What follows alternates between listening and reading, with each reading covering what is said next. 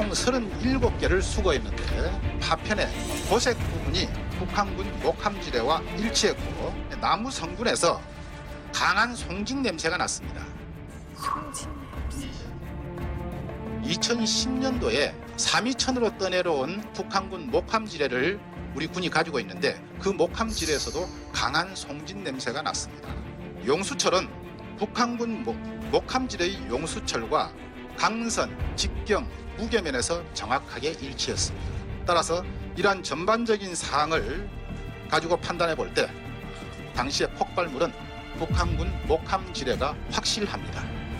비무장지대에서 지뢰가 터지면서 우리 장병 2명이 중상을 입는 사고가 발생을 했습니다.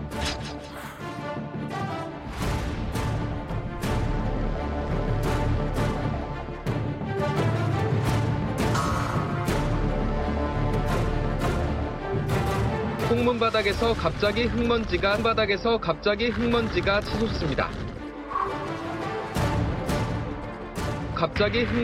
치솟습니다. 그 충격으로 주변에 있던 수색대원들은 날아가듯 튕겨져 나갑니다. 아우, 사람이 저렇게 튕겨져 나간다. 어머머머, 어떡해. 어머머머, 어떡해.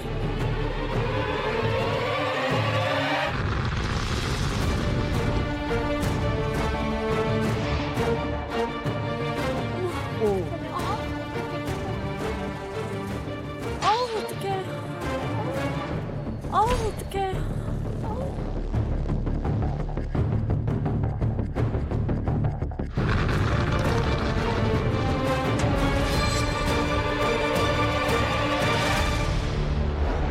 네. 와. 아니 근데 저 당시에 보도로 발목질이라고만 들었었는데 이렇게 영상으로 보니까 규모가 상당히 컸네요. 어마어마합니다.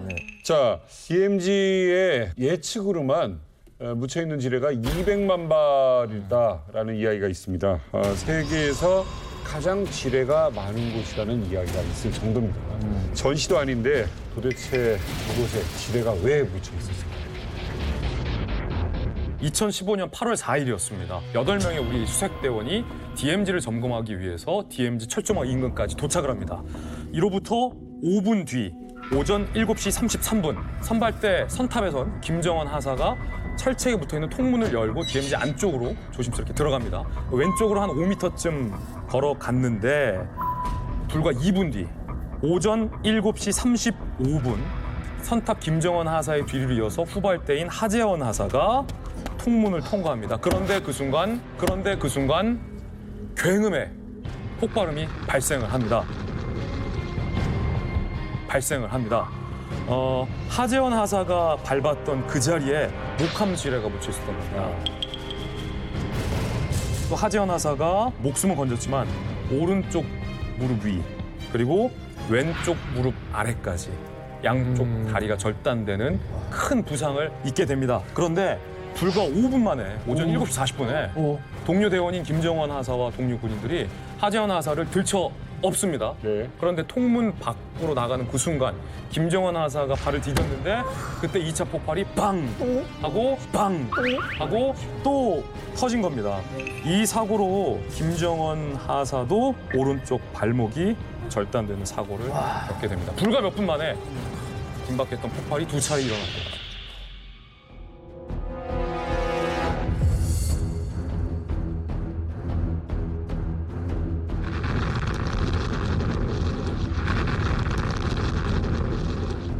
너무 큰데 이거.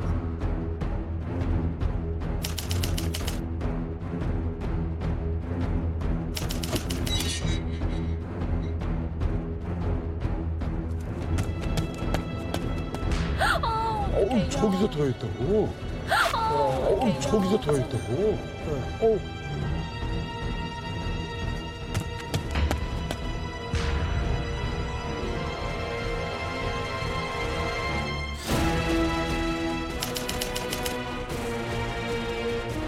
아니 이게 뭔 일이니? 야, 어머. 그럼 쟤들은 안을 들어왔다는 거야 뭐야? 그러니까 이게 아무리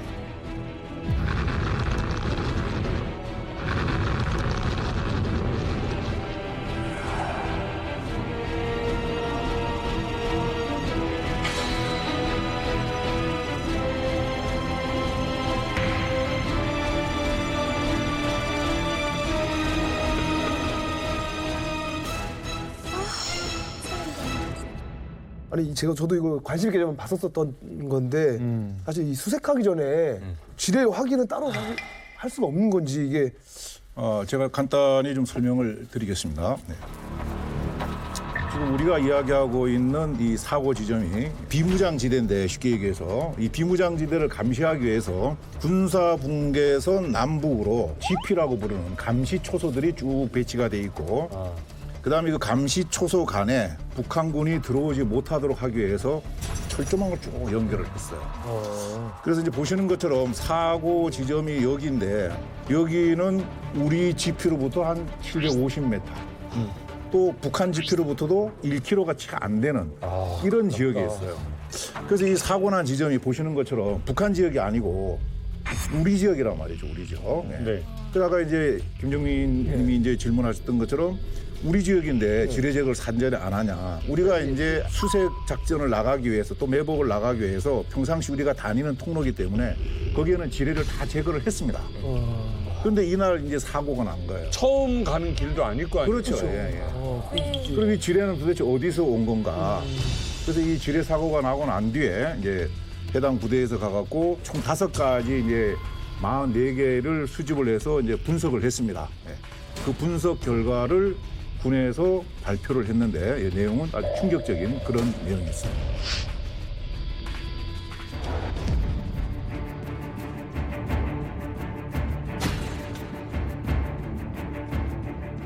당시의 폭발물은 북한군 목함 지뢰가 확실합니다.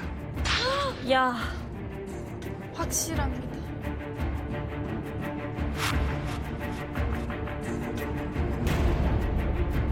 총 37개를 수거했는데 파편의 고색 부분이 북한군 목함지대와 일치했고 나무 성분에서 강한 송진 냄새가 났습니다. 송진 냄새. 2010년도에 삼이천으로 떠내려온 북한군 목함지뢰를 우리 군이 가지고 있는데 그 목함지뢰에서도 강한 송진 냄새가 났습니다. 용수철은 북한군 목함지뢰의 용수철과 강선, 직경, 무게면에서 정확하게 일치했습니다. 따라서 이러한 전반적인 사항을 가지고 판단해 볼 때 당시의 폭발물은 북한군 목함지뢰가 확실합니다. 야, 이게 참 아들을 군대에 보내놓은 부모님이 얼마나 힘드셨을지 예상이 됩니다. 자, DMZ에서 폭발한 지뢰의 출처 충격적이었습니다. 방금 영상 보셨다시피 북한제 목함 지뢰였는데요. 간혹 비 때문에 지뢰가 이렇게 쓸러 내려오기도 하지 않습니까? 근데 아까 영상 봐서는 떠내려온 지뢰 같지는 않다는 생각이 드는데 어떻게 조사가 됐나요? 실제로 그 열흘 전에 거기에 폭우가 왔었거든요. 실제로 뭐 전방 지역에서는 폭우로 인해 가지고 과거에 묻어뒀던 지뢰들이 여기저기 떠다니는 경우가 왕왕 있었거든요. 네. 북한에서 떠내려온 목함 지뢰 16발이 강화도 일대에서 주변론에서 발견된 지뢰까지 합치면 모두 5발이나 됩니다. 지뢰 혹은 탄약일 가능성이 높아 보입니다. 북한에서 떠내려온 목함 지뢰가 폭발해 한 명이 숨지고 한 명이 크게 다쳤습니다. 과연 이제 그런 경우에 해당하느냐? 그게 아니라 남쪽 지형이 북쪽 지형보다 높거든요. 떠나러 간다면 높은 데서 낮은 데로 가는데 낮은 데서 기어 올라올 수는 없잖아요. 그럼요. 그다음에 보통 거기는 우리 군인들이 맨날 다니는 데예요. 그러니까 이미 사실 지뢰가 클리어가 되어 있는 상태라고 볼 수가 있고요. 또 만약에 지뢰가 쓸려 놨다면은 이 지뢰가 보여야 되고 흙과 같이 쓸려 왔을 경우에는 쓸려온 흙들이 있어야 될 거 아니에요. 근데 그런 게 전혀 없었던 겁니다. 그래서 이것만 봐도 이것은 자연스럽게 빗물에 떠 밀려 내려온 것은 아니다. 이렇게 이게 판단했던 8월 거죠. 4일이면 한참 여름이고요. 7시 반이면 눈에 훤할 때야. 그러니까 눈에 보이지 않았다는 건 즉 묻혀 있었다는 얘기죠. 묻어놨다는 거죠. 묻혀서 고드랍게 만들어놨다는 거겠죠. 그러니까 지뢰가 이제 묻혀있던 장소를 한번 우리가 가만히 봐야 되는데 1차 폭발이 일어난 장소는 통문에서 북쪽으로 40cm 떨어진 지점이었습니다. 그리고 2차 폭발이 터진 지역은 통문에서 남쪽으로 25cm 아래 지역이었어요. 과연 저게 물에 떠내려 와가지고 하필이면 우리 병사들이 왔다 갔다 하는 수색로 그리고 출입문 앞뒤로 저렇게 우연히 묻혀 있었다. 그건 말이 안 되는 것 야, 같아요. 이거 너무 명백한 그러니까. 도발인데. 이야. 진짜 도발이다. 거기다 예를 들어가지고 문이 지금 닫혀 있잖아. 넘겨왔다 하더라도 하나는 이해가 되는데 하나는 저 문을 갖다 뚫고 들어와가지고 여기 그건 가능하지가 않죠. 그러니까 인위적인 거죠. 이거 그렇죠. 아니 이거 일부러 와서 심은 거 맞는 것 같은데요? 뭐 제 경험으로는 그렇습니다. 예, 일부러 와서 묻어놓지 않는 다음에는 네. 여러분 뭐 말씀하셨듯이 주기적으로 다니는 통로인데 그럼 여기까지 침투를 했다는 거잖아요. 그렇죠. 예. 너무 왔죠. 왜 여기다가 아니 도발의 방식이 여러 가지가 있을 수 있잖아요. 근데 굳이 이 젊은 병사들을 군인들을 상대로 이렇게까지 해야 되는지 마귀 아니야 저 정도면? 그러니까 이거 아니 또 그쪽 그런 게 이 북한군이 어떻게 보면 통문을 열고 들어와가지고 지뢰를 설치하고 다시 나가는. 그렇지. 그렇지. 그런데 중요한 게 있어요. 그때 당시 제가 취재하면서 저도 기억나는데 우리 군의 근무 기록지를 기자들이 취재를 했었어요. 근데 그때 한 달 전 7월 22일 수색할 당시만 하더라도 지뢰가 없었어. 지뢰 매설이 안 돼 있던 거예요. 그리고 그날 기상청 기록을 제가 살펴보니까 7월 24일부터 26일까지 해당 지역에 150mm의 폭우가 내렸어요. 그리고 북한군 초소 병력 교대가 7월 25일에 이루어졌거든요. 그러면 8월 4일에 지뢰 도발이 있었으니까 폭우가 끝나고 북한군 초소 병력 교대가 맞춰진 26일부터 8월 1일 사이에 북한군이 지뢰를 매설했다라고 당시 우리 군도 잠정적인 결론을 내립니다. 그런데 더 놀랍고 끔찍한 건 우리 기준으로 DMZ 안쪽에 1차 폭발, 그다음에 DMZ 바깥쪽에 2차 폭발이잖아요. 우리 영토에. 2차 폭발의 구덩이보다 1차 폭발의 구덩이가 2배는 컸습니다. 나중에 우리가 조사해봤더니 DMZ 밖 안쪽에는 2발의 목함지뢰를 매설해놓고 그래서 하재환 하사가 2다리를 잃은 거예요. 그리고 DMZ 바깥쪽이죠. 우리 쪽에는 목함지뢰 1발을 북한군이 매설해 놓은 거죠. 자, 그러면 여기서 의문이 생기죠. 철책도 있고 통문도 있는데 철책하고 통문을 뚫고 우리 쪽에 어떻게 목함지뢰 1발을 매설했느냐. 그때 당시 우리 군이 시뮬레이션을 해봤는데 그 통문 밑에 이렇게 한 15cm에서 20cm 정도의 한 15cm에서 20cm 정도의 틈이 있어요. 그래서 저 틈으로 밑으로 목함지뢰 1개를 매설하고 흙으로 덮어놓고 돌아갔을 것이다. 충분히 시뮬레이션 해봤는데 가능하더라고요. 최영호 의원님은 이때 북에 안 계셨죠? 네, 저는 론던에 있었습니다. 그럼 이때 이 소식은 들으셨을 테고요. 당연하죠. 이게 뭐 한국에서 첫 뉴스가 나온 다음부터 영국 BBC, 전 세계 언론이 매일 이걸 보도했거든요. 그런데 우리 국방부의 북한 서행이라는 조사 결과가 나오기 전까지는 북한 내부에서도 이런 건 알려지지 않았고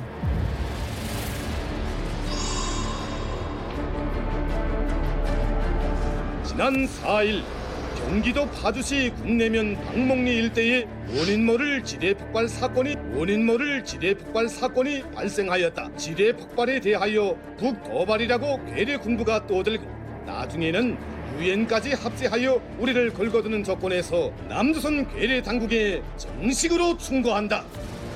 설사 폭발된 지뢰가 만에 하나 우리 군대의 것이라고 가정해보자. 그 지뢰가 서울 한복판에서 터졌다면 그때에도 우리 군대가 들어가 매설했다고 우겨댈 셈인가? 런던에서는 뭐 외국 기자들이 왜 이런 일을 하느냐, 뭐 북한 대사관에 계속 전화도 오고 영국 외무성에서도 만나자고 하고 했기 때문에 뭐 당연히 영국에서는 알고 있었죠. 아니 그럼 목함지뢰가 어떤 겁니까? 일단 여러분들의 이해를 돕기 위해서 이 모형이에요, 모형을 한번 갖고 왔습니다. 일단 생긴 건 한 이렇게 생겼어요.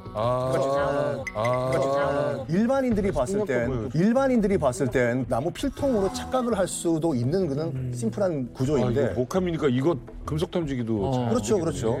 일단 길이는 한 22cm가 되고 높이는 4.5cm고 폭은 한 9cm 정도가 돼요. 그렇게 크지가 않아요. 그래서 요렇게 살짝 용수철로 받쳐놓은 상태에서 땅에 놔두고 눌러주면 밟으면 터지는데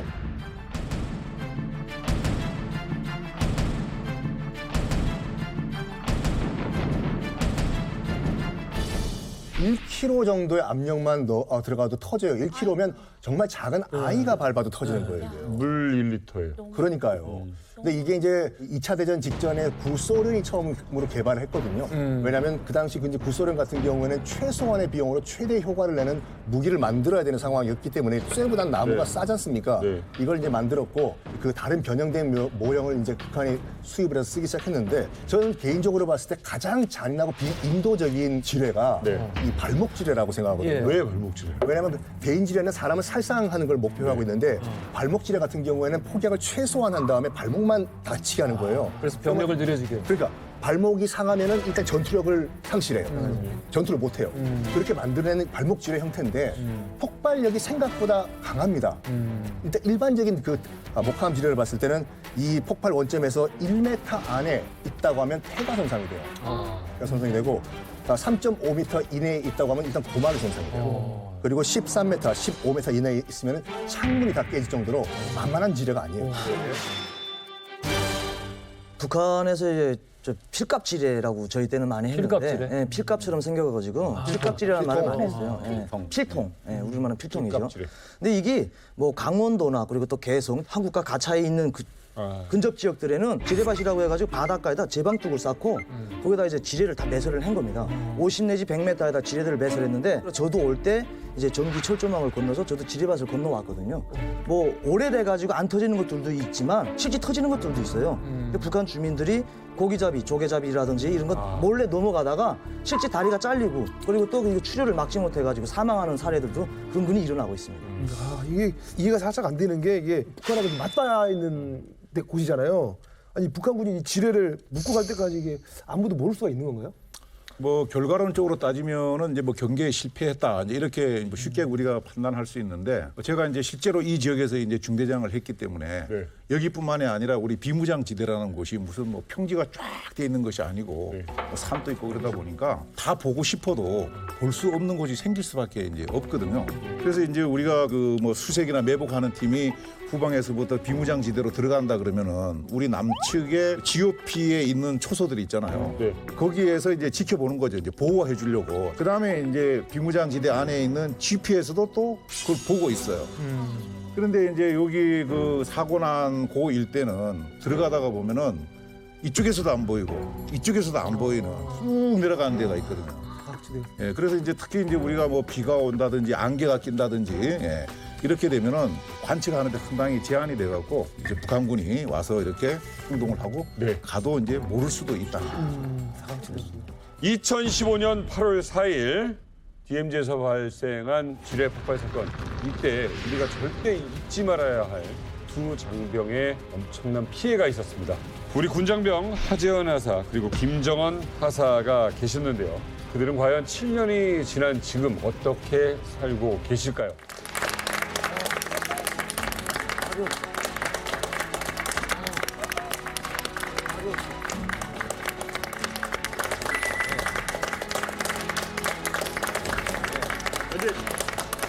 전진! 이거 전진 선언입니다.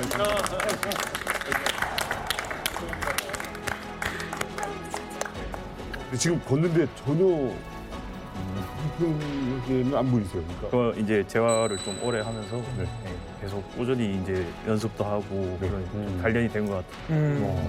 실제 이거 풍채도 좋으시고 멋있어요. 우리 저 시청자 여러분, 대한민국 국민 여러분들에게 뭐 격려 한번 해주시겠습니까? 네, 저쪽 앞에 오시고. 전진!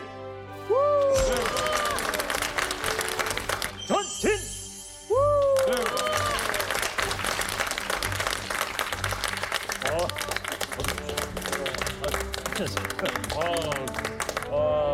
일단 나와주셔서 너무 감사합니다.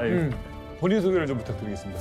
예, 저는 2019년 1월 31일에 이제 예비역 중사로 전역을 하게 된 하재헌이라고 합니다. 저는 이제 지금 의족을 착용하고 있지만 이제 제가 아까 들어올 때도 좀 자연스럽게 걷지 않습니까? 그렇다시피 이제 긴 바지를 입고 다니면은 잘 모르시는 분들도 많아요. 그러겠네요. 너무 자연스러워 보이고. 그 전역하신 날짜를 사고 당하고 바로 전역하신 건 아닌 것 같아요, 그러니까. 예, 맞습니다. 저는 이제 군 생활을 좀 더 하고 싶어가지고 퇴원 후에 이제 국군 의무사령부에서 의무부사관으로서 한 3년 정도 군 생활을 좀 더 하고 이제 저랑 같이 다친 김정원 선배는 아직 현역에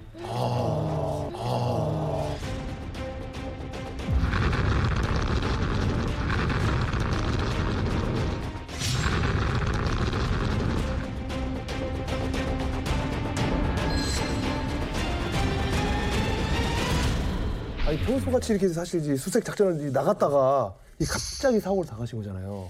그때 이제 상황들이 이게 다 기억이 나세요?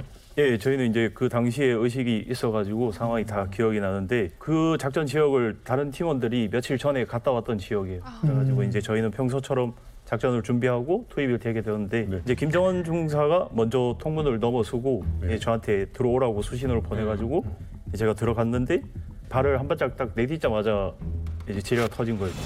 그러면서 이제 저는 잠깐 의식을 잃었다가 시간이 한 5초 정도 그 짧은 순간 지난 후에는 이제 앞이 좀 많이 뿌였어요.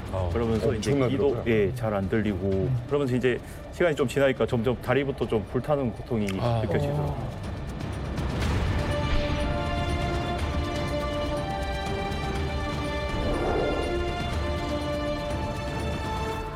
당시에 이제 1차 폭발이 있고 또 가다가 2차 폭발이 일어났어요. 이거 진짜 기적이다라는 이야기를 좀 드릴 수밖에 없는 것 같아요. 그렇죠. 이제 저 같은 경우는 1차 폭발 때 이제 제가 양쪽 다리를 다치게 되었어요.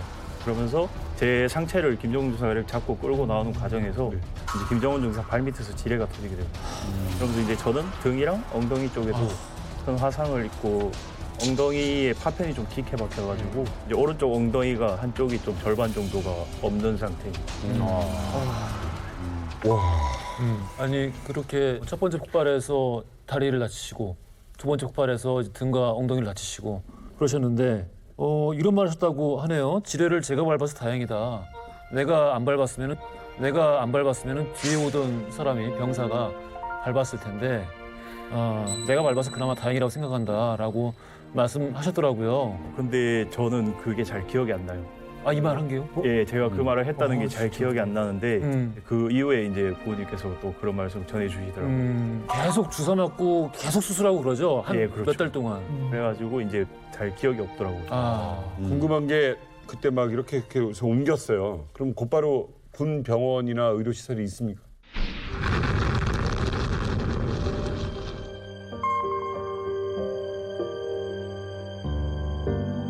DMZ 쪽하고 이제 전방 쪽에는 구급차뿐만 아니라 이제 헬기도 못 들어오다 보니까 그래가지고 저희가 GOP까지 나와야 하는 상황이에요. 그래가지고 이제 간단하게 할 수 있는 게 지혈밖에 없어요. 그래가지고 이제 저는 다리 양쪽을 다 지혈대로 묶고 이제 김정원 중사도 지혈을 하고 이제 그 신임 소대장이 지피까지 한 400~500m 되는 산길을 뛰어 올라갔죠. 뛰어 올라가서 거기 있는 병력들하고 이제 들 것을 가지고 저희를 후송해 나오고 간단한 또 소독을 마치고 이제 바로 응급 헬기를 타고 국군 수도병원으로 이송됐는데 그 시간이 약 1시간 정도. 1시간이나? 1시간. 그럼 엄마는 언제 뵈셨어요? 제가 고향이 또 부산인데 이제 사고 소식을 이제 부대에서 부모님께 전달을 했나 봐요. 근데 이제 차를 끌고 올라오셔야 되다 보니까 이제 그게 저 딴에는 이제 그게 좀 걱정이 돼가지고 이제 그 응급실에서 간호장교한테 이제 전화기 좀 빌려달라. 그래가지고 이제 부모님한테 제가 전화를 드렸죠.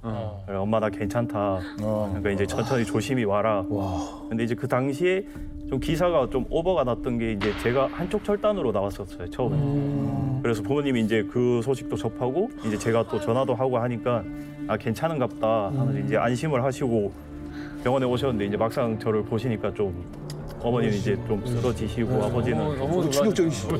격분을 하셨죠. 너무 놀라시고 화나시고 부모 입장에서 그러니까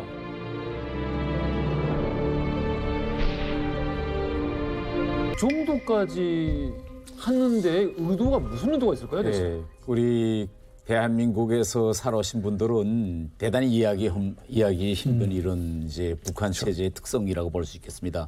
우리처럼 인간의 생명, 행복 추구권 이런 거를 존경하는 시스템 자체가 북한은 아니에요.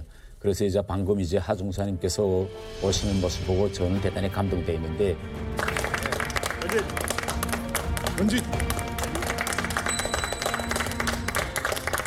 북한에서 일반적으로 이제 군대에 나갔다가 질에 의해서 발목이 잘려서 오는 그 북한에서는 용예군인이라고 합니다. 우리는 뭐 전상군인 혹은 공상군인 이렇게 가르지만 이런 사람들이 대단히 많아요. 그래서 북한에서는 이건 뭐 목함 질이기 때문에 생명이 끊어지지 않는다는 건 다 압니다. 그러나 내가 이걸 하면서 결국 어느 한 생명에게 평생 이런 고통을 줄 수 있다. 이게 사람이 좀 양심적 가책을 느끼고 이래야 되는데 북한 내부 시스템 자체가 이런 걸 가지고 정말 생명 존중의 원칙에서 사고하는 시스템이 아니다. 그리고 그때 당시 북한 내부 상황을 보면 2014년부터 이제 목함질의 사건이 일어난 2515년 요 사이에 북한군이 말하자면 김정은을 흔들 때입니다.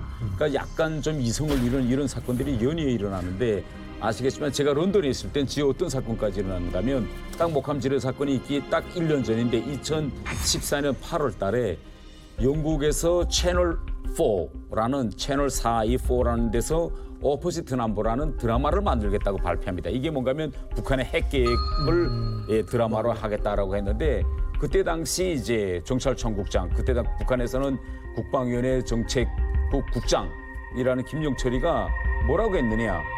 평양에 있는 영국 대사를 불러다가 그 드라마를 제작하면 채널4 청사를 테러하겠다라고 하고 영국 총리에게 편지를 보냅니다. 이거 중지하지 않으면 당장 그 청사를 폭파하겠다는 편지를 영국 총리한테 보내는 거예요. 국가가 테러하겠다는 얘기죠. 그러게요. 그러니까 이게 얼마나 고무맹나 이게 한가. 제가 이걸 보면서 이 북한 군부에 있는 이 사람들은 정말 그 어떤 일도 정말 할 수 있는 이런 무지막지만. 자, 뭘 얻으려고 한 거라고 보세요? 아마 구체적으로 한국군 군인들의 심리를 건드리려고 했을 거예요. 심리를 건든다. 핵, 미사일 이런 도발 같은 거는 어떻게 보면 막연할 수도 있어요. 뭐 해? 쟤네 자주 하는 건데. 늘 하던 건데. 예, 이거는 군인들이 늘 한국군 다니는 길에다가 길을 매설했고 군인들이 밟아서 피해를 보게 했어요. 그러면 아마 한국군 군인들도 야, 이건 내가 평상시에 다니는 수색하는 길에 지뢰가 있을 수 있구나. 뭐 본인들은 물론 나는 시행했다 조국을 해서 하겠지만 다른 사람들의 심리는 결정적으로 두려움이 작용할 거예요. 심리전이죠. 이런 걸 노려서 이렇게 아주 특이한 정말 인간이 상상할 수 없는 특이한 도발을 했을 거다라고 생각합니다. 이제 북한의 도발이다라는 게 명백해졌습니다. 이제 대한민국은 과연 어떻게 할까요? 대응을 시작하게 됩니다.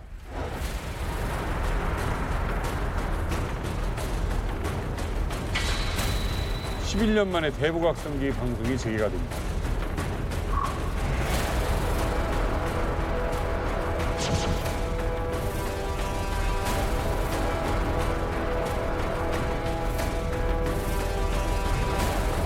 북한 동포 여러분, 사람은 누구나 다른 사람에게 드러내기 싫은 비밀이란 게 있죠. 하지만 독재국가에서는 그런 인간의 본능까지도 통제하는데요. 빙수야, 빙수야, 사랑해, 사랑해.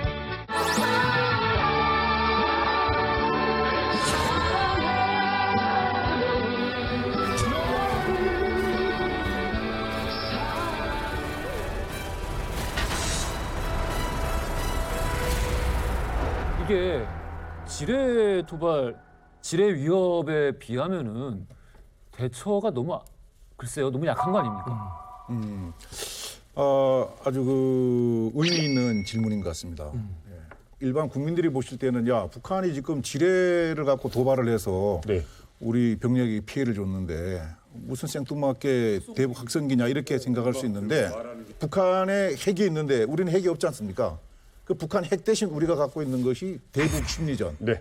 절대적으로 아주 큰 이제 우리의 무기이기 때문에 실제로 연평도 포격전 같이 실제로 포가 왔다 갔다 하는 상황이라 그러면은 그 시간에 우리가 포를 응징 보복을 하고 그러면 되는데 지뢰 사고가 있고 나서 지금 제법 많은 시간이 지나서 북한 소행으로는 밝혀졌지만은 그거를 우리가 뒤늦게 욱 해갖고 북한의 어떤 잘못 또 그 응징을 하게 되면은 격을 하기도 해요. 그것이 이제 확전이 돼서 어떤 남침을 유도했다 이제 이렇게 또 어떤 책임감이 나올 수도 있고. 북한이 바라는 대로. 그렇죠. 그래서 이제 일반 국민들이 보실 때는 미흡한 것 같지만은 우리 이제 군을 포함한 국방이나 이제 정부 입장에서는 북한이 가장 두려워하고 싫어하는 대북 확성기를 포함해서 심리전을 이제 전개했다는 것이죠. 네네. 예. 이게 북한의 입장에서는 확성기 방송이 사실 정말 짜증나는 거거든요. 아마 한국에서 할 수 있는 최고의 심리전 그 공격일 수도 있어요. 일화와 확성기. 네, 저 같은 경우에 서희 때 확성기 방송을 처음 들었는데 그 금강산 발전소 건설하는데 우리 부대가 나갔댔어요. 네네네. 임남댐 서희 그쪽에 나갔었는데 한 15km 지점이에요. 그 철책선하고 잘 안 들려. 들리긴 들리는데 아마 30km까지 거의 들릴 거예요. 옹옹 하면서. 근데 10km 정도에 접근해야 들려요. 뭔지 무슨 말인지. 요거 들으러 내가 산 하나 넘어갔다는 거 아닙니까? 그 정도로 인민군 서희가 정치장교가 나 저거 기어이 듣고 싶어. 뭐 들은 내용 물론 품에 안고 있었지만 그런데 10km 이내에 있는 1군단, 5군단 철책선 군인들은 100% 들어요. 듣지 말라 그래도 들어요. 군 장교들이 귀에다 손 막아놓을 수는 없잖아요. 저는 그때 당시에 저 목함 지뢰 사건과 관련한 대응을 대북 확성기 방송 시작으로 이제 했는데 그 누군가가 정책적 제언을 했을 거 아닙니까? 그래서 결단했는데 대단히 북한 시스템을 잘 아는 사람이 이걸 한 것 같아요. 왜냐면 북한군은 두 가지 시스템입니다. 자, 목함 지뢰 사건을 일으킨 거는 쉽게 하면 한국군의 사기를 떨어뜨리기 위해서 북한으로 말하면 적공국, 경찰청국이 하는 겁니다. 이건 한국군을 대상으로. 그런데 대북 방송에 의해서 한국의 결국은 콘텐츠가 날아오는 데 대한 대응은 적공국이 하는 게 아니라 이건 청정치국, 정치장교들이 하는 거예요. 그런데 이 적공국과 청정치국에 누가 더 힘이 세냐? 청정치국이 더 센 거예요. 그러니까 전 휴전선일 때에서 대북 방송을 동시에 이제 우리가 시작하면 전년에 나가 있던 모든 정치장교들, 북한의 뭐 정치위원 이들이 청정치국에 다 자료가 올라갑니다. 이거 빨리 중지시켜야지 큰일 납니다. 병사들이 매일 듣습니다. 11년 동안 못 듣던 걸 지금 듣습니다라고 하니 이 마지막 결정권은 야 이거 끊자. 이상하게서 멈춰서서 가는 결정권 누구냐? 청정치국자가 한병사한테 있는 게. 하중사님은 이 우리 군의 이 대응에 대해서 좀 어떻게 생각? 당사자 의견을 안 들어봐요. 일단은 이제 대북 확성기가 11년 만에 재개가 됐었는데 이제 저랑 선배도 판단하기에는 나름 좀 적절한 대응이었다고 생각을 합니다. 그게 당시에는 좀 서운하진 않으셨어요? 아니요. 그 당시에도 이제 어느 정도 저희가 만약에 좀 강력하게 뭐 공격을 한다거나 이랬으면은 진짜 전쟁까지 일어날 수도 있는 상황이었다 보니까 더 많은 피해를 좀 막을 수 있지 않았나. 그런 나름 좀 적절한 대응이라고. 공식적으로는 그래도 지금 개인적으로는 피해를 받는데 그렇지 않습니까? 당한 입장에서는 뭔가 좀 강력하게 왜냐면은 솔직히 보복이나 제 3자 입장에서도 너무 분하거든요. 우리도 너무 그런데 그렇죠. 현장에서는 저도 아마 총만 있었으면 북한 쪽으로 총을 좀 쏘고 싶은 생각도 있었는데 사고 이후에 바로 총을 가져가더라고요, 팀장이. 그러한 사태를 후발적 사태를 막기 위해서. 예, 또 이제 저희가 또 목숨을 또 끊을 수도 있다 보니까 바로 총기부터 가져가서 좀 화가 많이 나긴 했는데 이제 좀 큰 피해를 좀 막을 수 있지 않았나. 지금 그 대북 확성기 얘기를 나누고 있는데 당시 이제 상황이 어떻게 됐나 좀 설명을 드리면은 이제 그 지뢰 폭발 사고가 난 6일 후 이제 그 대한민국이 확성기를 틀었어요. 그때부터 조용하던 북한이 슬슬 민감한 반응을 보입니다. 심리전 효과가 있었던 거죠. 그러니까 나만의 자작극이다. 우리는 한 적 없다. 너희들 무슨 소리 하냐? 거기서 이제 그 유엔사 측에서 얘기를 했어요. 아니 선을 넘은 거 아니냐 이번에는. 그러니까. 심증, 물증을 봤을 때 너희들이 지금 넘어와가지고 지금 지뢰를 매설한 게 거의 확실한데 일단 나와라. 나와가지고 회담을 좀 해보자. 단칼에 거부를 해요. 단칼에 거부를 하면서 북측에서 뭐라고 얘기냐면 대북 확성기 방송 지금 당장 중단하라.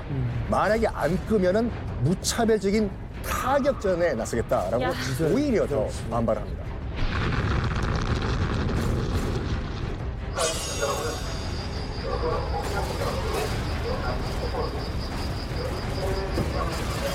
그때 당시 제가 군 고위 관계자한테 물었어요. 너무 약한 거 아니냐. 우리 그때 사실은 비하인드 스토리 좀 꺼내드릴게요. 당시 박근혜 정부에서 사실은 스피커를 트는 행위가 보복이 아니었어요.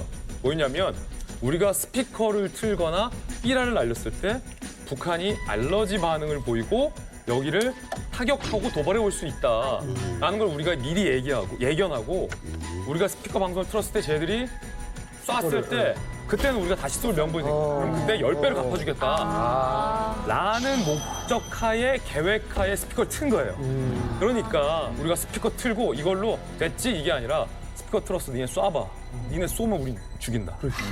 이렇게 했어요. 실제로 북한이 어떻게 대응했냐면 2015년 8월 20일 오후 3시 53분 북한이 우리 그 대북 확성기를 염두한 도발을 해오는데 DMZ 남방 한계선 이남에 경기도 연천군 야산에 고사포 한 발을 북한이 뽕 쏴요. 20여 분 후 또다시 군사 분계선 남쪽에 이번에는 북한이 평사포 3발을 발사합니다. 총 4발을 쏜 거예요. 이게 지뢰 도발 사건이 일어나고 16일 만에 북한이 군사적 도발을 한 거거든요. 오후 4시 56분 북한군이 우리에게 시한폭탄을 던집니다. 무슨 시한폭탄을 던지냐면 북한군 총참모부가 통지문을 발송해요. 48시간 내에 확성기를 철거하지 않으면 군사행동하겠다. 그러니까 그 확성기를 때리겠다. 이렇게 우리에게 협박을 했는데 사실은 이거를 우리 군이 기다리고 있었던 거예요. 맞죠? 네. 우리 군도 이제 가만히 있을 수 없었습니다. 그래서 이제 그 사단장이 이제 북한을 향해서 오후 5시 4분경에 적 GP 인근에다가 155mm 포 29발을 사격을 이제 했습니다. 북한군이 오늘 오후 경기도 연천의 우리 측 대북 확성기를 향해 포탄을 잇따라 발사했습니다. 우리 군도 즉각 K9 자주포 수십 발을 발사해서 맞대응했습니다. 우리 군은 북한군 포격이 확인된 직후 북한이 포를 쏜 곳으로 추정되는 지역에 155mm K9 자주포 수십 발을 대응 사격했습니다. 북한군이 오늘 공격한 경기 연천은 최근 대북 심리전 방송을 시작한 육군 28사단 주둔 지역입니다. 고정균님 말씀에 한 말씀만 보태면 그때 당시 북한이 얼마나 멘붕이었냐면 얘들 3-4발 쐈잖아요. 근데 우리 30발로 대응을 했잖아요. 그리고 북한군이 거기에 당황을 한 거예요. 뭐야? 확성기가 다가 아니었네? 그리고 우리 군이 실제로 연천군 강화도 주민 다 뺐거든요. 그걸 보고 북한이 겁을 많이 먹었대요. 그렇습니다. 그럼에도 불구하고 북한은 또 북한대로 대책을 세우죠. 그날 밤에 북한 김정은이 군 간부들을 모아놓고서 비상회의를 합니다. 그리고 여기서 전면 지역에서 준전시 상태를 선포합니다. 야, 요참에 우리도 전쟁한다. 이런 상황을 만들었거든요.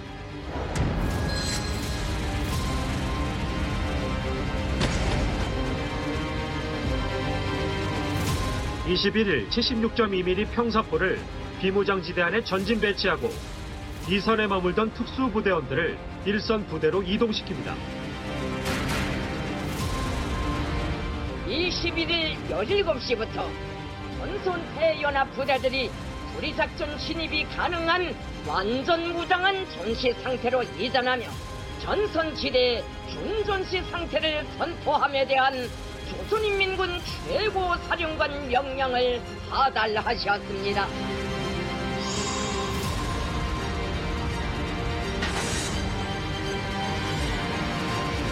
국방을 책임진 장관으로서 우리 국민의 안위를 최우선적으로 지켜내고 이번에야말로 북한 도발의 악순환 고리를 끊어내겠습니다.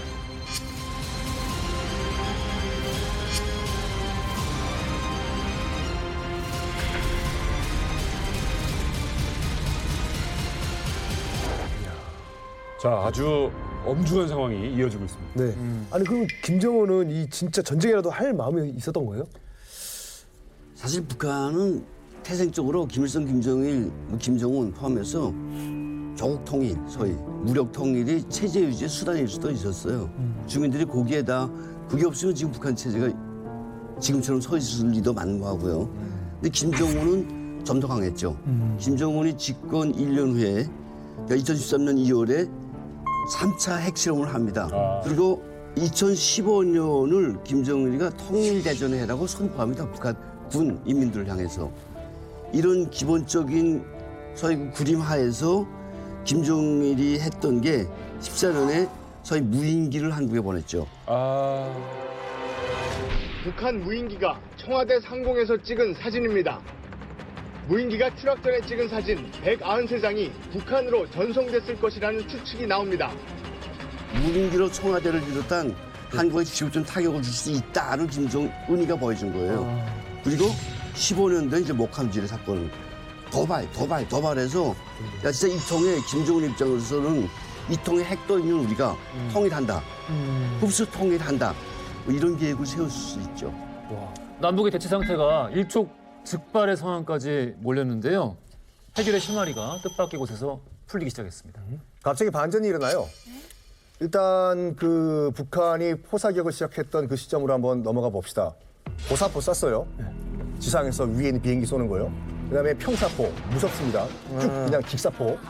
그리고 또 우리 측에서도 대응 사격으로 이제 그 자주포를 쐈어요. 이건 훈련이 아니라 실제 교전이 일어나고 있었던 상황이거든요. 그런데 북한이 이제 그 포사격을 하고 40분 후쯤 됐을 시점에 판문점 채널을 통해서 우리 측에 이제 비밀 편지 한 통을 전달을 합니다. 편지요? 편지를요. 보낸 사람은 누구였냐면 김양건 노동당 대남 비서. 어이구. 그리고 또 우리 측에서 받는 그 사람은 누구였냐? 바로 김관진 당시 국가안보실장이었습니다. 전에 국방부 장관 이명박 정권 때도 국방부 장관이었고 박근혜 정부 때도 국방부 장관이었고 지금 이 사건이 벌어지고 있던 이 당시는 국가안보실장이었는데 이게 무슨 일이냐? 불과 40분 전만 하더라도 북에서는 지금 포사격을 해가지고 전쟁 한번 불사하자 이런 상황인데 비밀 편지를 보냈냐? 국가안보실장한테 비밀스러운 편지를 보냈다. 그렇죠. 편지 내용이 뭐였냐면 비밀 편지예요. 비밀 편지 내용이 대북 확성기는 명백한 남측의 선전포고 아니냐. 우리는 현 사태를 수습하고 남북 관계 개선을 원한다. 오늘이나 내일 중으로 판문점에서 남과 북이 1대1로 좀 만나자. 와. 이런 내용이 너무 비열한. 대화를 요청한 거네요. 대화를 요청한 거예요, 북측에서. 비밀 편지 통해가지고. 아니 40분 전만 해도 뭐 폭탄이 날아다니고 막 이랬었는데 아니 뒤에서는 갑자기 접촉을 원하고 아니 이게 앞뒤가 이렇게 좀 왜 이렇게 다른 거예요? 이게 내부 사정이 있는 것 같아. 그 뭔가 이제 보여줘야 되는 거지. 이게 북한이 좀 잘하는 거라고 생각을 하면 화면 양절손이라고 이제 저한테도 이제 처음에는 자작극이라고 하지 않습니까? 그러니까. 그래놓고서 나중에 또 사과도 하고 그런 걸 보면은 제가 생각에는 어이는 없죠. 저는 당사자니까. 인간 말종은 인간 말종. 여기서 주목할 점은 김관진에게 만나자고 한 거예요. 맞아요. 김관진한테 비밀 북한에서. 편지를 보내서.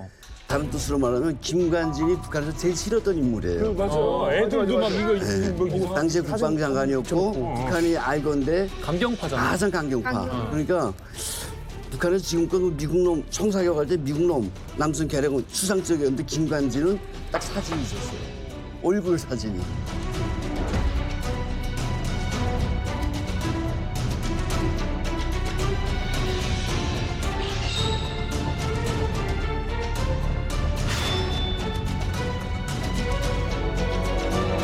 많이 도발한다면 그때야말로 더 이상 추가적인 도발을 감히 생각지도 못할 정도로 철저하게 응시해야 됩니다. 멋있다. 무섭잖아. 눈 봐, 레이저가. 충남의 특동절개 민족 반역자인 김관진 놈을 향하여 싹! 저 웃겨. 표적에 김관진 놈이라고 해놨어. 김관진 놈을 죽이라!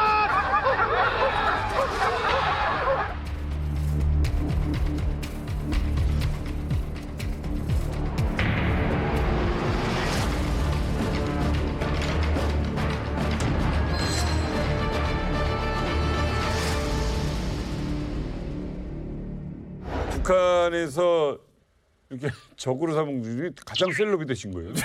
되게 싫어하네요. 아니 이렇게 볼 때는 약간 좀 유치하게 이렇게 보이는데 아니 저분들 그 어느 때보다 진짜 진지하게 훈련에 임하는 거죠. 그렇죠. 이거 제가 북한에서 이제 보위부에 당시 있을 때니까 북한 주민들이 김관진 국방장관을 모르는 사람은 거의나 없어요. 하도 김관진해서 북한 주민들 거의나 다 합니다. 그래. 네, 저희도 이제 뭐 봄, 가을 사격 훈련이라는 걸 합니다. 저희도. 저도 이거 좀 죄송합니다만 네, 김관진 국방장관님 사진에다가 사격 훈련 제대로 했거든요. 욕하면서 했다고. 아니 뭐 욕은 뭐 더 말할 거 없죠. 뭐 상욕을 했죠. 뭐 우리의 최고 존엄을 건드린 김관진 미제 졸개를 뭐 때려 죽여라. 뭐 진짜. 일어나서 한 거예요? 아니면 시켜서 한 거예요? 당연히 구호대가 있어요. 그것도 외치면은 구호대가 있어. 그렇죠. 또 이렇게 따라 해야죠. 그렇죠. 그거 안 하면 또 큰일 나니까. 이제 이제 TV에서도 나왔던 거는 보안소 애들이에요. 보안소 애들 훈련하는 건데 저희도 이렇게 했어요. 똑같이. 표적 갖다 놓고 전 박근혜 대통령 사진 그리고 또 이제 국방부 장관 사진 이제 정장 입고 있는데 거기다 이제 사격 훈련을 하는데 그 명중 못하면 또 정치적으로 보는 거예요. 김관진의 머리를 못 쏘는 거예요. 사격 훈련을 못해서가 아니고 이게 적대 계급에 대한 이 증오심이 없다. 애정 있는 거 아니냐? 군인들은 그렇다 치고 세파트까지 저렇게 싫어해요. 거의 뭐 개까지 해가지고 이제 뭐 북한에서 말하자면 이제 최고조로 이만큼 뭐 김관진 국방장관에 대한 보여주기. 네, 이걸 보여주기 위해서 이제 뭐 개까지 꺼내놓고 했겠죠. 사실 북한은 지금 대한민국에서 역임했던 전 대통령들에 대해서 엄청난 비난을 했었거든요. 그렇지. 그 김영삼 대통령님한테는 저희 아이들끼리 뭐 우로바 자로바 뭐 김영삼이 파마대가리 뭐 이렇게 아, 뭐 네. 아니면 뭐 번데 대가리. 근데 유일하게 대통령들한테만 했었는데 김관진 네. 국방부 장관은 처음이었어요. 진짜 처음. 그래서 국방부 장관이라고 하면 김관진을 다 북한 사람들이 찍을 정도로 그렇죠, 맞아요. 굉장히 비난의 대상이에요. 북한에서는 아무튼 눈에 가시예요. 오죽하면 저렇게까지 해서 인물 이름까지 전 인민이 다 알게 만들어요. 개가 물어뜯고. 네. 근데 당시 궁금한 건 김관진 안보실장의 그 반응은 어땠을까? 다 취재됐죠. 그때 당시 기자들도 그 북한 측에서 몰래 편지를 보냈잖아요. 원래 편지를 보낸 주체가 김양건 당비서였어요. 김양건. 네, 근데 낮은 직책이 아니거든요. 이 당비서라는 게. 왜냐면 총비서 김정일, 김정은이 있고 그 밑에 이제 수령을 보좌하는 뭐 9명에서 16명의 비서들이 이제 다양한 분야에서 당비서 호칭을 이제 나눠갖고 총비서를 보좌하는 책임이니까 우리로 치면 청와대 한 수석급 되는 자리였어요. 그러니까 낮은 직책이 아니었는데 그때 김관진 청와대 안보실장의 첫 반응이 뭐였냐면 김양건 너 말고 황병서 총정치국장 나와. 라고 역제안을 한 거예요. 근데 사실 북한이 굉장히 급을 따집니다. 그런데 이상하게도 옛날부터 북한이 우리랑 동급이라고 주장하는데 우리가 보기에는 한 급이나 반급 낮은 사람들을 내보내요. 일부러. 근데 제가 봤을 때 김양건 당비서 그다음에 김관진 안보실장 정도면 뭐 나쁘지 않은 카운터 파트너거든요. 근데 김관진 장관 여기서 한번 튕긴 거예요. 왜냐하면 북한이 아쉬워서 우리한테 지금 제안 보낸 거예요. 은밀하게 비밀리에. 왜냐면 우리는 다 준비를 해놨는데 북한이 만약에 우리 확성기 한 발이라도 확성기에 한 발이라도 맞추면 우리는 수십 배로 대응 사격할 준비를 다 해놨거든요. 그렇지. 그래서 북한이 그 말 안 듣는 북한이 뭐라고 반응했게요? 그럼 퀴즈입니다. 반응을요? 퀴즈라고요? 김관진 장관의 요구를 수락했을까요? 안 했을까요? 이거는 수락 안 하면 안 될 것 같은데요? 수락했다. 수락했다. 평소 북한의 태도를 우리가 아는데 그럼 중간에 누군가를 찾아서 다시 제안. 그 사람 아니에요. 그 사람. 0.5 정도. 북한이 아무 조건 없이 들어줬어요. 황병서 총정치국장은 북한에서 2인자예요. 총정치국이 군부보다 높은데 총정치국장의 1인자고 북한 내에서 서열을 따지면 2인자고 북한 군 서열 1위예요. 황병서랑 얘기하겠다니까 북한이 오케이. 대신 김관진 장관하고 홍영표 통일부 장관 나가고 북한에서는 황병서와 김양건이 나와서 2대2 남북 협상이 승소됩니다.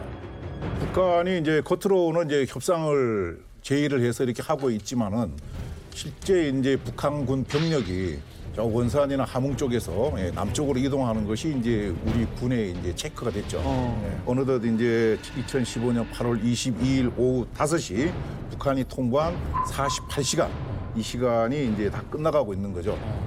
이때도 이제 우리 군은 잠시도 방심하지 않고 이제 워치콘 2라는 걸 이제 발령을 했습니다. 왜 북한군이 계속 움직이고 있는 것이 실시간 체크가 되고 있으니까. 그래서 이 단계는 우리가 과거에 1, 2, 3차 핵실험할 때라든지 천안함, 연평도 포격전 같은 것이 있을 때 이제 2단계가 발령이 돼 있었어요. 그래서 그 감시태세를 상향시키고 그런 것을 접하는 우리 장병들은 여기저기서 이제 전역을 연기하면서 이 상황을 끝까지 함께 하겠다.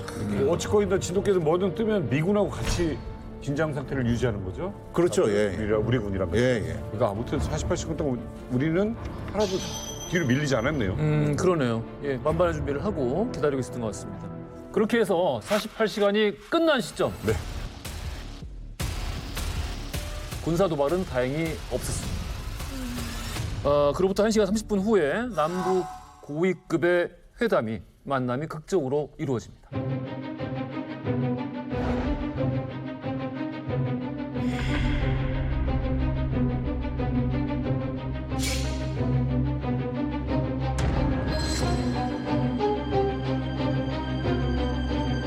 팽팽한 긴장감이 높아지고 있는 남북관계 해결의 실마리가 나올 수 있을지 관심이 그야말로 집중되고 있습니다.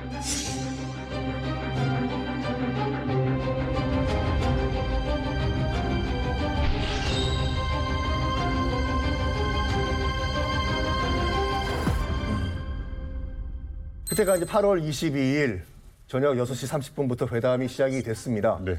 이게 회담이 쭉 연결돼가지고 그 다음날 새벽 4시 15분까지 이어졌는데 아까 우리가 화면에서 봤을 때 이제 황병서 총정치국장 웃고 있고 김관진 안보실장도 웃고 있는데 막상 그 회담 자리에서는 정말 뭐라고 할까 피 튀기는 그런 분위기였다고 해요. 그래서 일단 잠깐 저 썬킴이랑 우리 김진 기자님이 이 한번 그 상황을 좀 재현을 좀 해볼까 해요. 상황극? 네.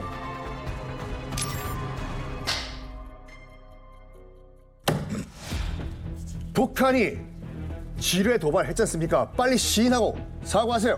우리가 뭐 직접 본 것도 아니고 잘 모르는 일이요. 이거 뭐 지난 도발을 다 따지면 언제 무슨 일을 하겠습니까? 잘못을 들춰서 따지기보다 앞으로 어떻게 잘할 것인가에 대한 논의를 집중하시라요. 이거 보세요. 지금 저 지뢰 도발은 누가 봐도 지금 누가 의도적으로 묻어놓은 것인데 지금 우리나라 대한민국 젊은이 2명의 인생이 지금 이렇게 파탄이 났습니다. 누군가 책임져야 될 거 아니에요. 우리 국민은 이거 용납 못해요. 북측은 빨리 상응하는 조치를 취하세요. 이거 뭐 잘 모르겠고 일단 그 대북 방송부터 중단하고 확성기부터 철거하시라요. 뭐야? 뭐?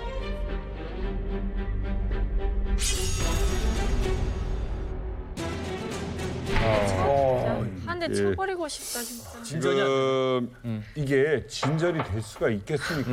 예? 지금 1차 회담은 이렇게 신경전을 벌이다가 10시간 만에 중단이 됐습니다. 그래요. 여기서 제가 그 하나 비하인드를 이제 말씀드리면은 회담이 진행되는 와중에 아주 충격적인 것을 이제 우리가 체크를 하게 됩니다. 충격적인 뭔데요? 예. 평상시에도 이제 사실 우리가 북한의 전력 중에 관심을 갖는 것 중에 하나가 이제 잠수함인데, 예, 북한 잠수함 기지가 이제 서해에도 있고 동해에도 있는데 거기에 이제 우리가 감시를 강화해서 쭉 들여다보다 보니까 북한 잠수함 전력의 한 70%에 해당되는 한 50여 대가 이제 기지를 이탈한 것이죠. 이탈하면 어디 갔겠습니까? 우리가 보지는 못하지만 우리 어디 수역에 와 있다고 할 수 있는 것이죠. 그렇죠. 그래서 그것이 이제 6.25 이후에 하여튼 가장 많이 기지를 빠져나왔던 그런 현상인데 50대가. 왜 그랬겠는가? 왜? 아마 이제 추정컨대 우리가 체크하고 있다는 걸 북한이 다 알고 있으니까 야, 봤지? 우리 잠수함 다 출동했어. 그러니까는 너희도 우리 회담에서 우리가 원하는 대로 좀 잘 들어줘라. 이런 아마 그 의사 표현일 수도 있고 두 번째는 이제 그것이 안 됐을 경우에는 어떻게 추가적인 또 도발을 할 생각이 아니었겠는가. 이렇게 이제 우리 군에서 판단을 해갖고 전방부터 후방까지 잠수도 이제 준비 태세를 늦추지 않고 계속 이제 대기를 했었습니다. 그러니까 지금 그 장군이 말씀하신 것처럼 협박이랑 그다음 협상이랑 동시에 진행됐어요 지금요. 여차하면 치겠다 이거지 않습니까? 일단 좀 쉬어야 되니까 11시간 정도 쉰 후에 이제 2차 회담이 진행됐는데 2차 회담은 무려 33시간 동안 진행됐어요. 33시간. 그러니까 일정 정도의 합의는 이루어졌습니다. 그러니까 문제는 뭐냐면 최종 결정권자가 일단은 김관진 안보실장이랑 황병서 총비서가 아니잖아요. 우리는 박근혜 대통령이고 저쪽에는 또 김정은 위원장이니까 양쪽에 또 가서 보고를 하고 컨펌을 받아야 돼요. 근데 우리 같은 경우에는 전화로 청와대 연결을 한 거예요. 상황이 이렇게 됐는데 어떻게 할까요?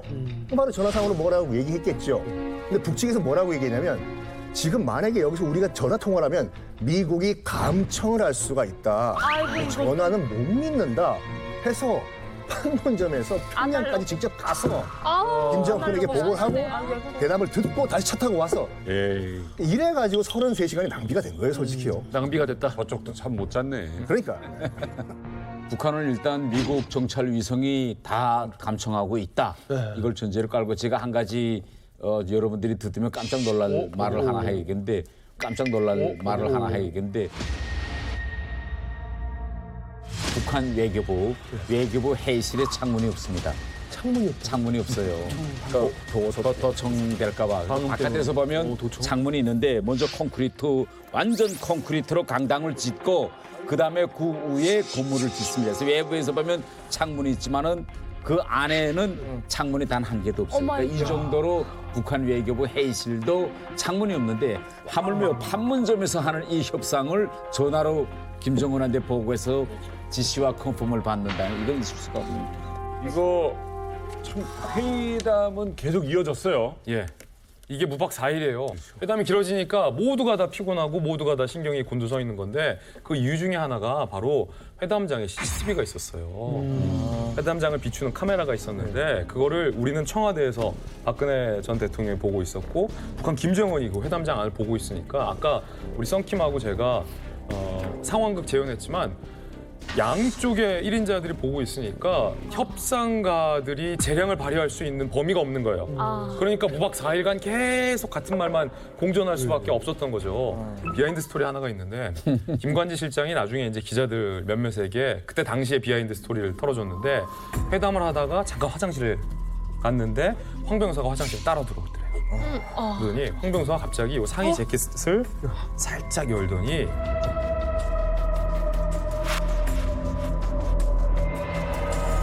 상처를 보여주더래요. 상처요? 네. 근데 황병서의 복부 쪽에 때가 시커멓게 낀 오래된 붕대가 여기 감겨져 있대요. 그러면서 김관진 실장에게 김 선생 나 좀 살려주시라요. 라고 얘기를 했다는 거예요. 살려달라고. 그러자 김 실장이 황 선생 때가 되면 내가 좋은 병원 소개시켜 주리다. 그래도 협상은 양보할 수 없어. 이거 북한이 잘못한 거 아니오. 라고 화장실에서 두 분이 얘기를 나눴다라는 비화가 전해지고 있어요. 그러니까 황병서 입장에서도 이 북한이 잘못한 거 알아요. 그리고 북한 군이 벌인 도발이라는 것도 알아요. 하지만 이 정치국을 대표해서 나온 황병서는 북한군의 잘못인 거 알지만 이거를 인정하고 돌아갈 수 없거든요. 적어도 우리 확성기는 끄고 가야지 김정은한테 가서 깨지지 않는 거니까 이렇게 화장실에서 감청이 안 되는 CCTV가 없는 화장실에서 김 실장에게 협상 좀 잘해달라고 사정을 한 거죠. 저도 김관진 장관한테 저 이거 직접 들었거든요. 제가 제일 처음에 왔을 때 둘이 같이 식사하자면서 이야기를 하는데 북한이 목함 지뢰 사건 시초부터 지난 시기와는 없었던 새로운 모습을 보입니다. 이걸 우리 군에서 다 포착한 것 같아요. 첫째는 뭔가면 북한이 이런 겁니다.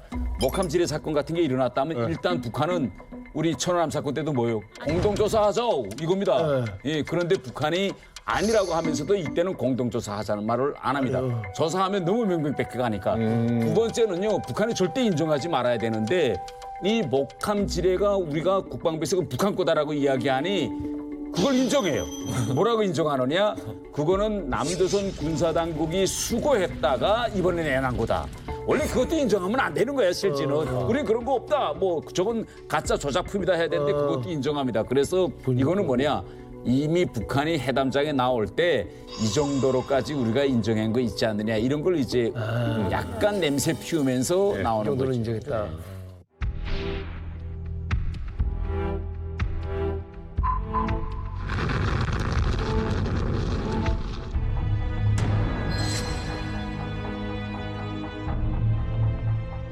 제가 중환자실에 총 45일 정도를 있었어요. 그 당시에는 이제 또 사경을 헤매고 있던 과정이었고 이제 저는 총 19번의 전신 마취를 하는 하다 보니까 19번.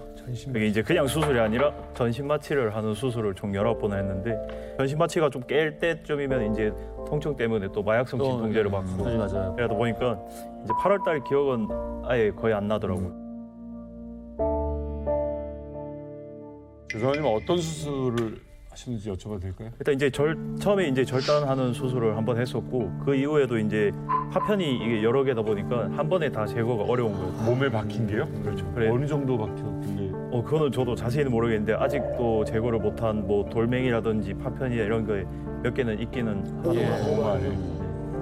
지금 손에도 이렇게 아직 돌멩이나 이런 게 좀 많이 만져지고 너무 고생하셨어요. 예, 등에도 이제 가끔 이렇게 막 간지럽거나 따가운 느낌이 나면은 거기 이렇게 만져보면 이제 돌 같은 게 나오고 몸에 박히는 거예요, 그게 다 예, 박혀있는 박히죠. 귀는 어떠세요? 귀는 이제 제가 귀도 양쪽 고막 수술을 다 했어요. 예. 지금 괜찮으시고요. 지금도 조금 이제 일반 평균적인 사람들보다는 좀 데시벨이 좀 떨어져 있는. 당시에는 그러면 청력을 어느 정도 손상을 받으셨던 거예요? 이제 양측 고막이 70% 정도인가 이제 해가지고 그거를 이제 살릴 수가 없고 이제 이식 수술을 해야 된다 해가지고 뒤에 있는 이걸 떼가지고 이제 귀에 이식하는 수술을 했어요. 아유 너무 고생하셨어요. 얼마나 좋아요. 지금 너무 건강해 보여요. 많이 건강해지고 제가 원래 키가 180에 그 당시에 몸무게가 사고 나기 전에 한 75kg 정도 됐는데 이때 제가 알기로 59kg대까지 그럴 수밖에 없죠. 근육이 다 빠져버리는 거죠. 그렇죠. 그러면서 뭐 먹지도 못하고. 당시에 사진이 있습니다. 아 그래요?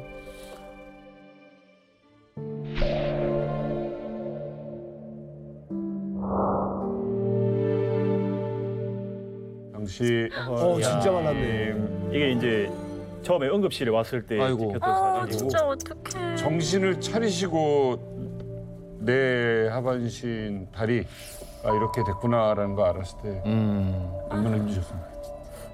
근데 이게 제가 사고 당시부터 이게 좀 짐작을 하고 있다 보니까 그리고 제가 또 의무부사관이었어 가지고 맡은 직책이 그래 이제 어느 정도는 이제 좀 감안을 하고 있었죠. 응급실에서도. 아니 그래도 막상 내가 내려다 봤는데 밑에 아무것도 안 느껴진다는 걸 봤을 때는 어떠셨어요?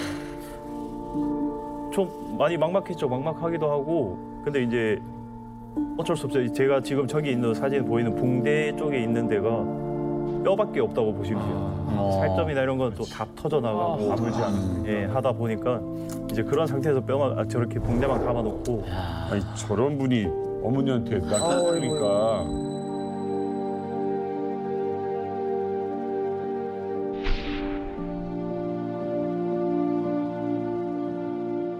가장 의지가 됐던 게 혹시 뭐라고 생각하세요? 저 살아내야지. 일단 아무래도 이제 부모님이 같이 계속 상주에 계셨어요. 이제 저 사고 난 이후에 부모님은 아예 일을 다 그만두시고 예, 계속 제 옆에 계셔가지고 부모님이 많은 힘도 됐었고 그 당시에 또 많은 국민분들께서도 찾아와 주시고 그렇죠.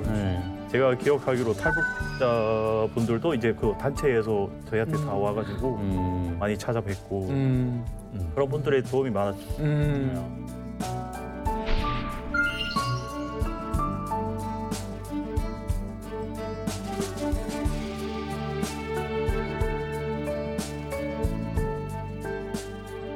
저는 사실 지금껏 한국에 와서 북한의 남한을 향한 도발의 책임이 북한 군인들에게 있다 이런 막연한 생각만 가지고 있었어요. 딱 당사자를 보니까 가슴이 무너지는 것 같아요. 저도 진짜. 야, 이 책임이 있는 군데 누구도 여기 벗어날 수가 없구나. 물론 그 책임자는 김정은이 일이에요. 그렇죠. 그리고 딱 닥치고 나니까 내가 너무 아파 이거 마음. 너무 아파. 정말 죄송해요. 아닙니다. 죄송해요. 저는 아까 전에 꼭 말씀드리고 싶었었는데 대한민국 지켜주셔서 너무 감사드리고요. 제 솔직히 살아주셔서 제가 너무 감사하다고 생각해요.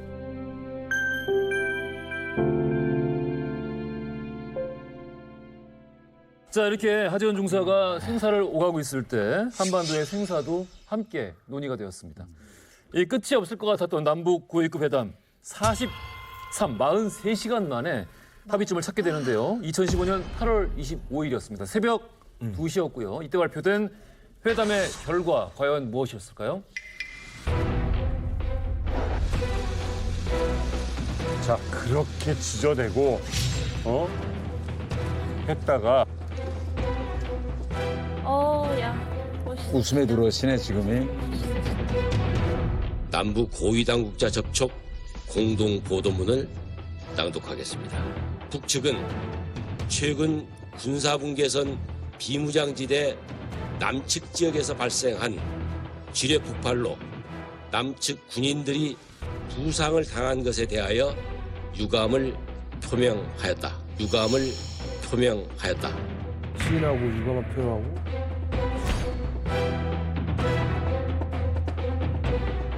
북측은 준 전시 상태를 해제하기로 하였다. 모든 확성기 방송을 8월 25일 12시부로 중단하기로 하였다. 남과 북은 올해 추석을 계기로 이산가족 상봉을 진행하고 앞으로 계속해 나가기로 하였으며 이산가족 상봉을 우리가 받아낸 거죠. 받아낸 거죠. 이게 지금 오늘 현 시점에도 이 이야기가 지금 정치권에서 가장 큰 이슈입니다. 우린 사과를 받았잖아. 그러니까 이긴 거야. 또 너네는 지난번에 사과 못 받았잖아. 이런 건데 북한 시스템에서 두 가지입니다. 이런 도발 사건을 했을 때 김정은이 지시해서 처음부터 기획한 것 톱다운 방식으로 행거하고 이자 목함지뢰 사건은 밑에서부터 일부 과잉 충성 분자들이 해서 버텀업식으로 한 겁니다. 이 두 가지가 있는데 이 버텀업식으로 한 거는 이자처럼 협상을 통해서 유감 표시나 사과가 가능합니다. 그러나 김정은이가 톱다운 방식으로 한 거는 북한 체제상 유감이나 사과 표시가 있을 수가 없어요. 그럼 우리가 목함지뢰 사건을 전 기간으로 놓고 볼 때 4일 날 일어납니다. 그다음에 우리가 10일 날 국방부가 이건 북한 소행이라고 발표하는데 북한이 언제 여기에 대응하느냐? 5.12는 8월 14일 날 대응합니다. 만약 김정은의 지시에 있어서 다 준비된 거라면 8월 10일 날 발표하자마자 그 다음 날 즉시에 대응하는데 북한도 야 이거 어떡하지? 알아보다 나니까 5일이 흘러온 거예요. 8월 14일 날에 하고 8월 20일 날에 결국은 준선시 상태하고 이건 없고 보면 결국은 톱다운 방식이 김정은의 지시에서 기획한 게 아니고 밑에 정찰총국이라든가 적공국 애들이 과잉 충성을 하기 위해서 이자처럼 정상적인 사고를 가지고 납득하기 어려운 이런 일을 저지른 거죠.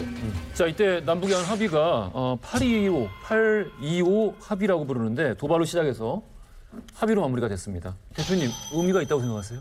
네, 나름대로 이 4일간의 담판을 통해서 남북한이 나름대로 얻은 것 있다고 서로 발표를 하지 않습니까? 실제로 회담이 끝난 2달 후에죠. 군강산에서 이산가족 상봉이 이루어지게 됩니다.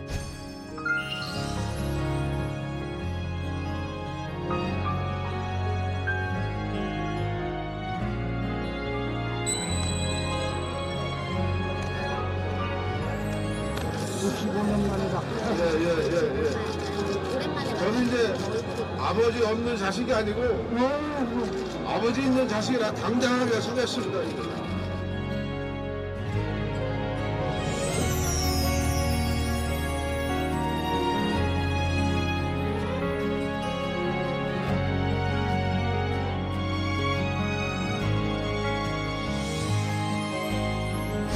그리고 그렇게 긴장했던 남북한의 군사대결 상태가 이른바 회담을 통해서 완화됩니다. 그리고 또 중요한 거는 대북 확성기 방송의 전략적 위상이 확인된 이런 데서 의미가 있다고 봅니다. 저는 조금 이렇게 생각이 좀 다른 게 그 확성기 방송이라는 게 좀 그렇고요. 자꾸 이걸 갖다가 감정적으로 예를 들어서 우리가 세게 나가니까 저쪽이 굴복하더라 이런 식으로 해석하는 거에 전 동의하지 않거든요. 그러니까 북한의 지도층은 그때 그 강경 대결을 원하지 않았던 거예요. 그러니까 협상에 나왔던 거고 그 군부 내에서 스친 사고를 갖다 어떤 식으로도 수습하려고 했던 그런 과정이 있었다고 보는 게 왜냐하면 자꾸 이렇게 강대 강으로 가게 되면은 사실 어떤 일들이 벌어지냐면 계속 북한에서 또 무력 대응을 하고 그러면 결국 우리 병사들만 사실은 피해를 보게 되거든요. 저는 그런 것까지 같이 좀 생각을 해야 된다. 이것은 감정적으로 해결할 문제가 아니라 좀 구체적으로 파악을 해서 이게 도대체 뭐냐. 북한 정권 정말 김정은 정권의 의도가 담긴 거냐부터 아니면 이거 딱 보게 되면 저쪽의 의지와 상관없이 벌어진 사태냐에 따라서 대응 기조가 좀 다르거든요. 듣기에는 참 좋거든요. 그러니까 얼마나 화가 납니까? 저놈들이 저런 짓을 했으니까 우리도 감정풀이를 하려고 하는데 속 시원하죠. 네, 속은 시원한데 과연 이게 문제를 푸는 올바른 방식이냐에 대해서 좀 조금 회의적이에요. 우리 그 당시 군이 대처한 것이 모두 감정적으로 대처했다고 저는 절대로 생각하지 않습니다. 우리 이제 매뉴얼에 의해서 우리 국민의 생명을 보호하기 위해서 최선의 방책을 선정해서 했다고 생각을 하고 그렇게 하지 않고 이제 우리가 항상 유하게 좋은 게 좋다는 식으로 가니까 항상 만만하게 보여서 우리를 항상 이제 못 살게 굴고 있는 거거든요. 그래서 이것이 김정은이의 의지가 반영된 건지 안 된 건지는 김정은이가 아는 것이지 우리는 알 수 없고 우리는 우리 정보 판단에 의해서 우리의 행동을 할 수밖에 없기 때문에 제가 오늘 옆에 우리 그 전우인 이 하중사를 계속 이렇게 보면서 저도 옛날에 이 비무장지대에서 지뢰 밟아서 그 명을 달리한 전우들 사체도 들고 나오고 했던 그런 걸 쭉 보면서 우리가 이 감성 이성이 아니라 평상시 훈련한 대로 그 매뉴얼대로 우리 군인들은 가야 되는 것이 맞다. 예, 이렇게 이제 생각을. 파주 임진각에 가면 북한과 가장 가까운 쪽에 하재원 중사 기념비가 있어요. 그런데 그 기념비를 만들 때에 뭐가 쓰였는지 아십니까? 우리 군 하재원 중사의 동료들이 29발 155mm 자주포를 북한에 대응 사격했잖아요. 그때 그 탄피를 녹여서 파주 임진각 하재원 중사 기념비에 부었어요. 하재원 중사의 나라를 지키는 마음과 동료들의 안보 정신이 지금 파주에 녹여져 있다. 이 말도 한번 드리고 싶습니다.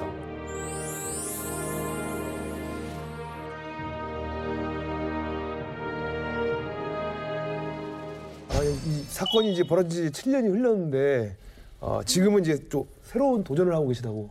어떻게 살고 계십니까? 저도 이제 처음에 사고 당시에 되게 막막했죠. 한순간에 이제 다리를 잃었고 걷지도 못하는 줄 알고 있었는데 이제 의족이란 걸 또 알게 되고 그런 상황에서 이제 부정적인 생각을 좀 되게 많이 했었어요. 그러다 보니까 주변 환경은 바뀌는 게 없어요. 주변 사람들은 살아가는 게 똑같고 저만 점점 바닥으로 내려가고 있더라고요. 그래가지고 이러면 안 되겠다. 좀 긍정적으로 생각을 해보자.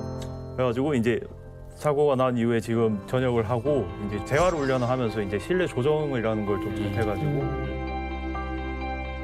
푸른 물결이 넘실대는 광활한 호수 위에서 힘차게 노를 젓는 한 남성. 국방 최전선을 지키다 불의의 사고로 두 다리를 잃은 하재원 중사입니다. 부단한 노력 끝에 하 선수는 어느덧 대한민국을 대표하는 선수로 성장했습니다. 지난 8월 세계선수권 대회에서는 16위에 오르기도 했습니다. 그러니까 이게 긍정적으로 생각을 하다 보니까 주변 환경이 바뀌더라고요. 주변에서 이제 저를 응원해주고 더 좋아해주시고 막 그런 시너지 효과를 좀 많이 발휘하더라고요. 그래서 좀 이 장애나 이런 거를 좀 받아들이기가 힘든데 그 힘든데 그거를 계속 안고 가기보다는 좀 표출을 하고 그러면 이제 또 주변에서 좋은 시너지 효과가 좀 발생해서 앞으로 좋은 일들이 많지 않을까 싶습니다.